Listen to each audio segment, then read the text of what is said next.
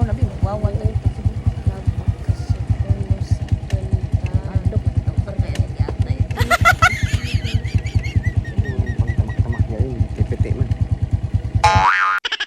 Let's go.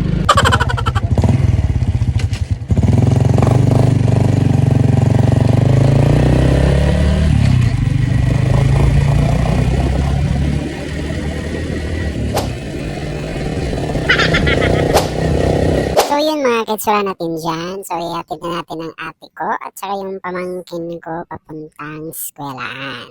So iba pala dito sa amin mga kitsurano, mahirap dito pag wala kang sasakyan or service. Ala, sure ba? Buti na lang may motor tayo para mahatid sila. So ang kagandahan po dito sa amin, sementado na po yung daanan. Hindi katulad ng dati, medyo malapok. And wala masyadong mga sasakyan, pero okay naman pag wala kang service, motor or bike. Kasi pwede ka naman maglakad-lakad kasi distance lang. Dito siguro from Butuan City na sentro hanggang dun saan pa yun yung lalakarin mo. Kaya nagkagandahan dito mga katsuraan, sementado na. At saka mabait yung mga turista. Kasi meron din yung mga motor dito. Yun lang, distance lang yung medyo malapit-lapit yung crossing.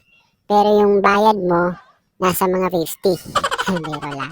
10 pesos lang, no? Pag estudyante naman, ewan ko, 7 ata or 6. Kasi matagal na ako hindi naka-commute eh. Grabe. Nung may motor na tayo, gagamitin. So, yun lang mga kitsuraan. Ihatid na natin sila. Sa crossing lang tayo kasi hindi tayo nag-helmet.